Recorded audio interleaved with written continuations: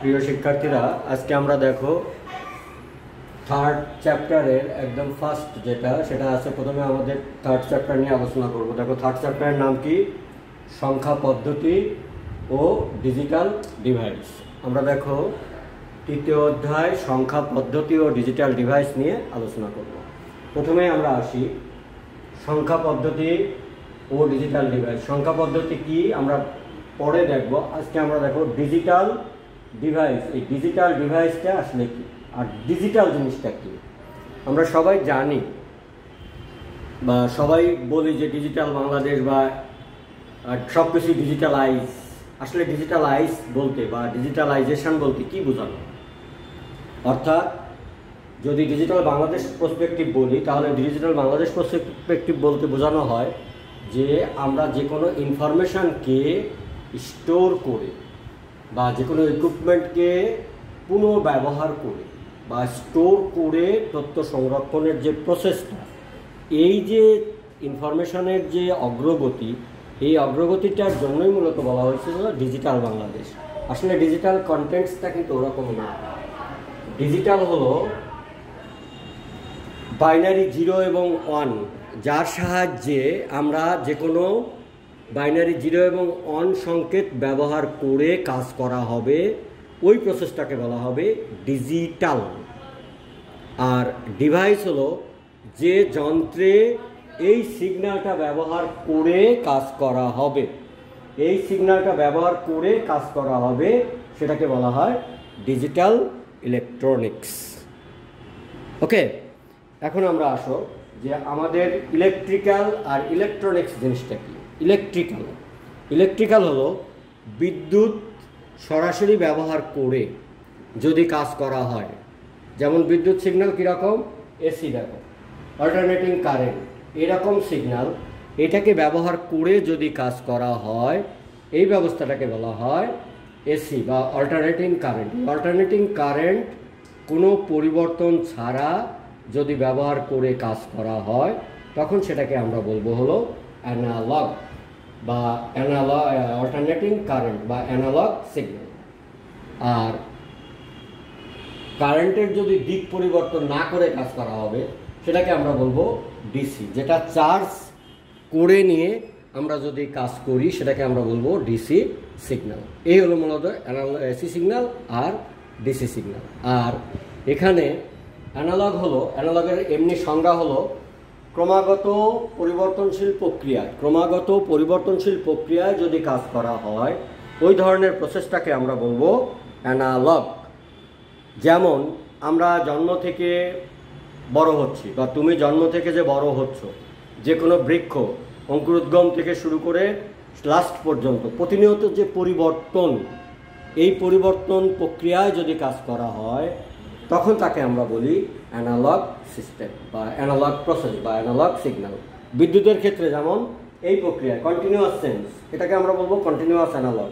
যেটা তোমরা সায়েন্সের যারা, তারা সাইন ওয়েভের যে কার্ভটা করবা, এই সাইন ওয়েভের কার্ভটা হলো অ্যানালগ সিগন্যাল। এরপরে আমাদের আসে ডিজিটাল। ডিজিটাল হলো পরিবর্তনটা থাকবে, কিন্তু পরিবর্তনটা হতে হবে ইউনিট।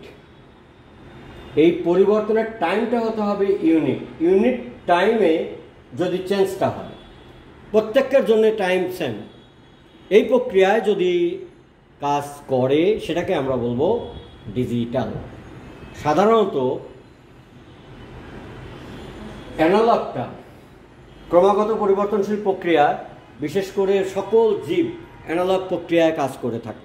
সকল জীব, আমাদের দেখো পালস বিট যেটা দেখি আমরা, যে প্রথম যে সিগন্যালটা দেখতেছি, সেটা হলো আমাদের অ্যানালগ সিস্টেম, এটা analog process.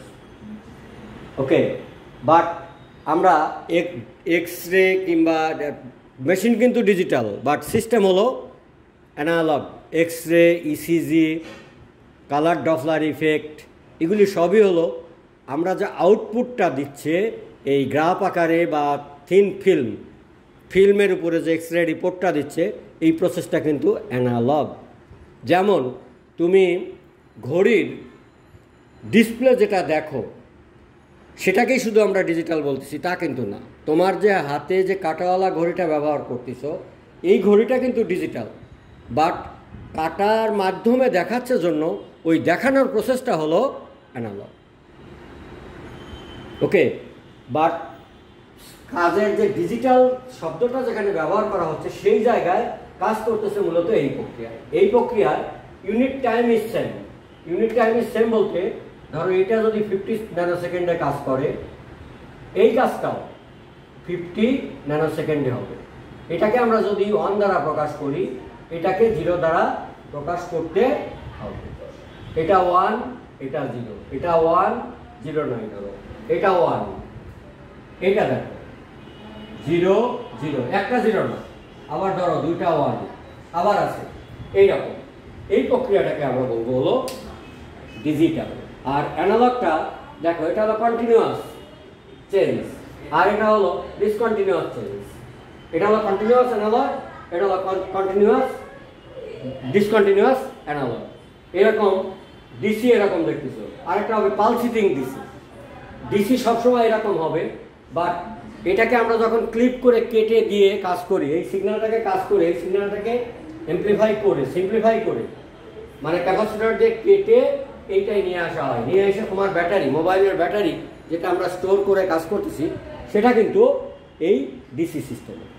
But DC say source হিসাবে দিচ্ছে, কিন্তু তোমার সকল electronics device, digital electronic device কাজ করতেছে এই প্রক্রিয়া। এখানে কতটুকু ভোল্ট লাগে? কম্পিউটারের জন্য লাগে হলো 5 ভোল্ট, আর মোবাইল ফোনের জন্য সাধারণত 3 ভোল্ট থেকে 3.6 ভোল্ট পর্যন্ত দরকার হয়। একটা কম্পিউটার চালানোর জন্য কিন্তু মাত্র দরকার হয় হলো 5 ভোল্ট। ঠিক আছে, এই হলো আমাদের অ্যানালগ এবং ডিজিটাল।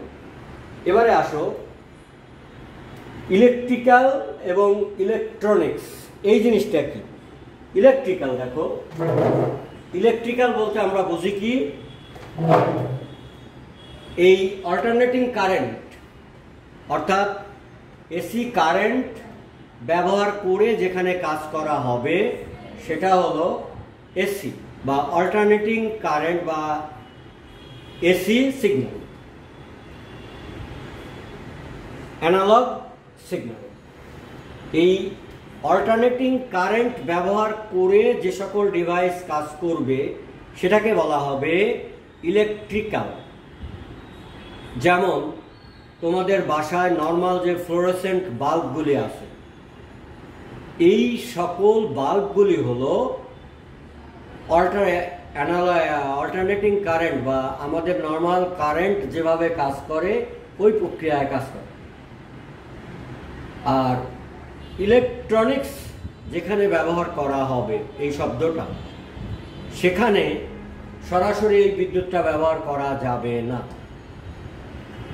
এইটার পরিবর্তিত বিদ্যুৎ রূপ ব্যবহার করতে হবে।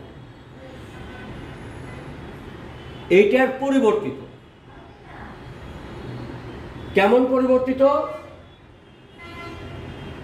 সেই বিদ্যুৎটা যে কোনো রকম পরিবর্তন হয়ে যদি কাজ করে,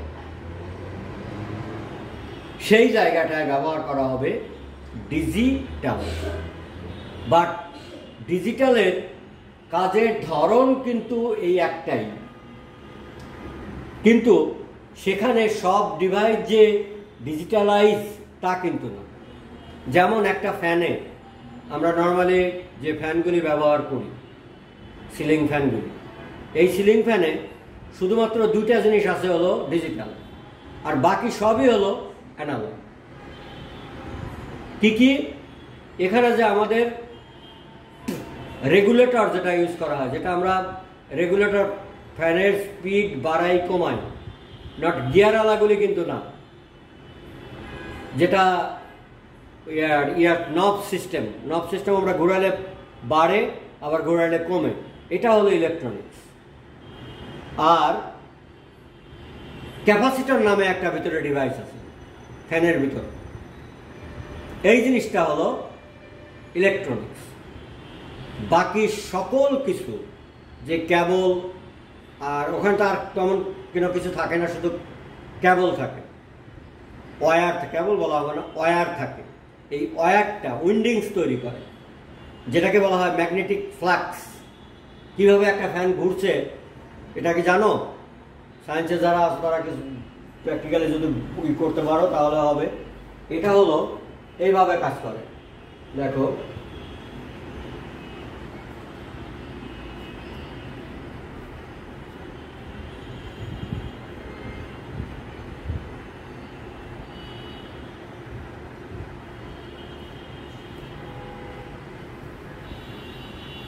একটা ফ্যান যখন কাজ করে, ফ্যানের কাজ করাটা দেখো কি অল্টারনেটিং কারেন্ট, যেটা এসি সরাসরি যেখানে কাজ করতেছে সেটা, আর ডিসি কাজ করার সময় বিদ্যুতের কোনো না কোনো চেঞ্জ করতেই হবে।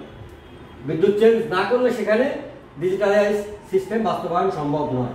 যেমন আমরা দেখো মোবাইল ফোন চার্জ করি, মোবাইল ফোন চার্জ করে কিন্তু আমরা যে ব্যাটারিতে স্টোর করি সেটা কিন্তু ডিসি, আর কাজ করে ডিজিটালাইজ প্রক্রিয়ায়, 0 আর 1 ব্যবহার করে, বিদ্যুৎ খরচ কম।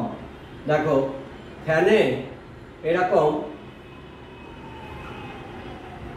নর্থ পোল আর সাউথ পোল, এটা হলো north pole south pole, magnetic induction তৈরি হবে। এক মিনিট,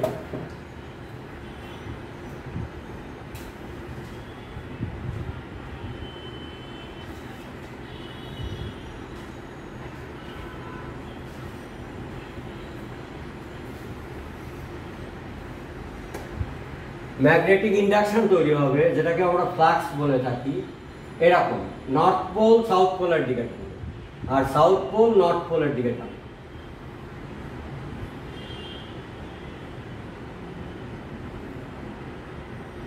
লাগে না কিন্তু, তাদের ন্যাচার হলো এটা এইদিকে টানবে আর এটা এইদিকে টানবে। ফলে যেহেতু রোটারটা হলো গোল, ফ্যান দেখো গোল, এই রোটারটা গোল, ফলে এই ম্যাগনেটিক ফ্লাক্সের কারণে নর্থ পোল সাউথ পোলের দিকে টানে, ফলে এটা এরকম করে ঘুরতে থাকে। এভাবে কিন্তু আমাদের এই ফ্যানগুলি ঘোরে। বাট এখানে বিদ্যুৎ কিন্তু ইলেকট্রনিক্স ফ্যানও বর্তমানে আসছে, সেখানে বিদ্যুৎ খরচটা খুবই কম। আর ইলেকট্রিক্যাল যে জায়গাটা আমরা ব্যবহার করব, সব জায়গায় সরাসরি ইলেকট্রিক্যাল হলে বিদ্যুৎ খরচটা সবসময় বাড়বে, যেখানে বিদ্যুৎটা অপরিবর্তিত অবস্থায় ব্যবহার করা হবে। আর পরিবর্তিত বিদ্যুৎ যেখানেই ব্যবহার করবে সেটা হলো ডিজিটাল। যেমন দেখো, আবার এটা মনে করো না ডিজিটাল না, এরকম কিন্তু না। দেখো এটা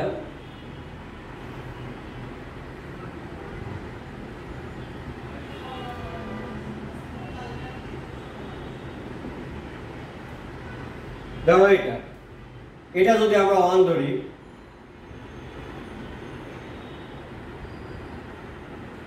1 2 3 4 5, 1 0 1 1 1 ইউনিট টাইম।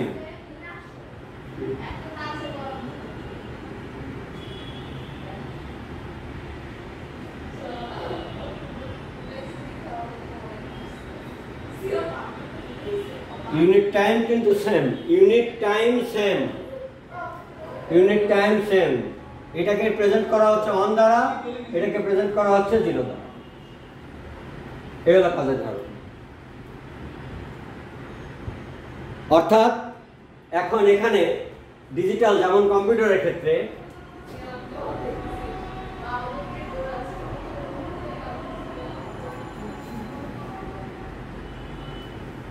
জিরো থেকে 0.7 ভোল্ট, এটাকে প্রকাশ করা হয় 0 দ্বারা। 0 মানে কিন্তু সেখানে কারেন্ট বিদ্যুৎ নাই এরকম কিছু না। আর 2 থেকে 5 ভোল্ট, এটাকে প্রকাশ করা হয় 1 দ্বারা। মোবাইলের ক্ষেত্রেও ঠিক তাই, মোট ভোল্ট হলো, এখানে কম্পিউটারের ক্ষেত্রে মোট ভোল্ট হলো 5, এটা হলো 0 আর এটা হলো 1। আর এই গ্রেটার দ্যান 0.7 হতে লেস দ্যান 2, এটুকু পর্যন্ত এত ভোল্ট ব্যবহৃত হয় না। ঠিক আছে, এইটুকু ভোল্ট ব্যবহার করা হয় না। আর মোবাইলের ক্ষেত্রে সাধারণত 0 থেকে এটা সেম 0.7 ভোল্ট, এটা হলো 0, এটা মোবাইল। আর হয়তো 2 থেকে বা 1.66 থেকে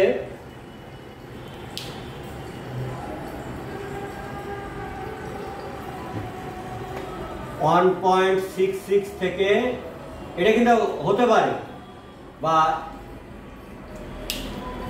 2 থেকে হতে পারে 1.66 থেকে 3 ভোল্ট, অথবা যে মোবাইল 3.6 এ কাজ করে এত ভোল্ট, এটাকে রিপ্রেজেন্ট করা হয় অন দ্য।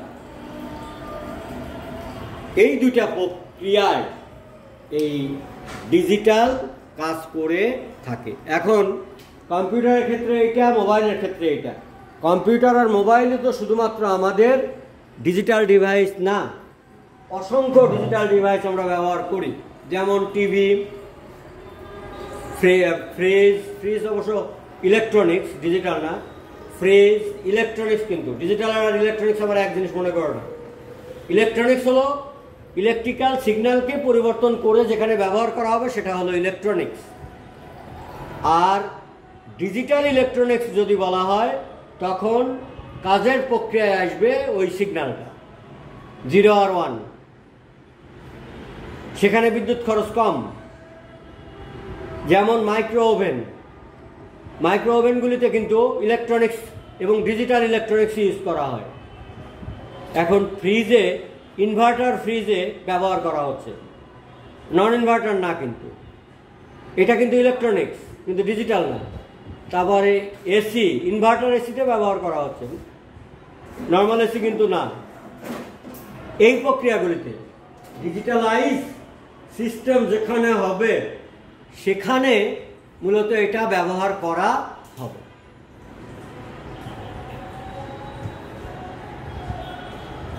এই গেল আমাদের মোটামুটি অ্যানালগ এবং ডিজিটাল সিস্টেম নিয়ে আলোচনা করা। আর এইটা হলো ডিজিটাল আর ডিভাইস। ডিভাইস বলতে আবারও বলতেছি যন্ত্র বা যন্ত্রের অংশ, যন্ত্র বা যন্ত্রের অংশ বা যন্ত্রপাতি সবগুলিকে আমরা বলতে পারি ডিভাইস।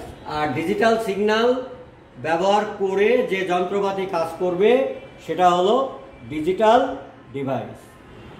মনে রাখবা, ডিজিটাল ডিভাইসে বিদ্যুৎ খরচ সবসময়ই কম। যেমন এলইডি বাল্ব,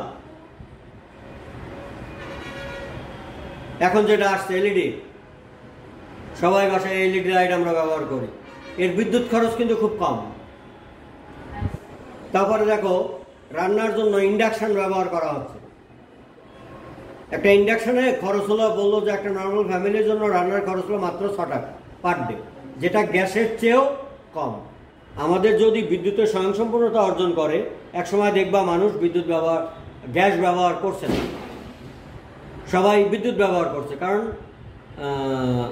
র্যাপিডলি ইনস্ট্রুমেন্ট বা ইকুইপমেন্ট চেঞ্জ হচ্ছে। যেমন ইন্ডাকশন আছে, চুলা, রাইস কুকার, এইগুলিতে সবই আমার বিদ্যুৎ খরচ কম, ইলেকট্রনিক্স ডিভাইস, এগুলি আমরা ব্যবহার করতে পারবো। যেমন আবার মনে করো না গ্যাস আবার ডিজিটাল, এটা আমার মনে করো না, গ্যাস কিন্তু সবসময়ই অ্যানালগ। বাতাস, আমাদের কথাবার্তা, এগুলি সবই কিন্তু অ্যানালগ, সময়ের সাথে এগুলির চেঞ্জ হতে থাকে। আর আবার মনে করতে পারো যে ইলেকট্রনিক্স, ডিজিটাল ইলেকট্রনিক্স, মোবাইল আজকে একটা মডেল আছে, আগামীতে একটা মডেল আসতেছে, তাহলে মনে হয় এটাও এই চেঞ্জ না, তার কাজের ধরন সেম। আবার তোমরা মনে করতে পারো যে আমি যদি প্রতিটা স্টেপ সমানভাবে সমান পা দিয়ে হাঁটি, প্রত্যেকটা স্টেপের ডিস্টেন্স যদি 1 ফিট হয়, তাহলে কি সেটা ডিজিটাল হবে? না, কারণ তোমার এটা চেঞ্জ হতে পারে। ডিজিটালে কাজের মেথডে কোনো চেঞ্জ থাকবে না। এই হলো আমাদের অ্যানালগ এবং ডিজিটাল সম্পর্কে ফান্ডামেন্টাল আইডিয়া। সর্বশেষ দেখো, আবারও বলতেছি, অ্যানালগ হলো সময়ের সাথে ক্রমাগত পরিবর্তনশীল প্রক্রিয়ায় যদি কাজ করে সেটাকে আমরা বলবো অ্যানালগ। আর সময় সেম, সময়টা ইউনিক, বাট চেঞ্জ যে কোনো রকম হতে পারে। এই প্রক্রিয়ায় কাজ করলে সেটাকে আমরা বলবো ডিজিটাল। ডিজিট আর ডিজিটাল কিন্তু এক জিনিস না। ডিজিট এবং ডিজিটাল এক জিনিস না। ডিজিট হলো সংখ্যা, যেটা 0-তে 1 2 3 4 5 6 7 8 9, দিস ইজ ডিজিট।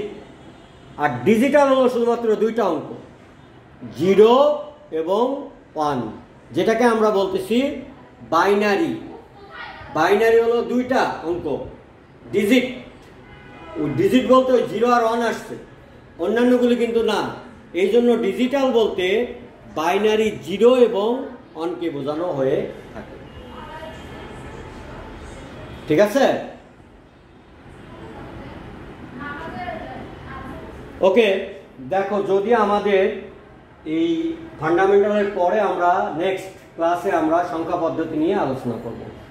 এই অ্যানালগ এবং ডিজিটাল সংক্রান্ত যদি তোমাদের কোনো প্রশ্ন থাকে তাহলে জুমের যে ক্লাস হবে এই ক্লাসগুলিতে এই ভিডিও ক্লাসের যে কোনো প্রবলেম সেটা তোমরা আলোচনা করতে পারবে। ওকে, থ্যাংক ইউ এভরিবডি।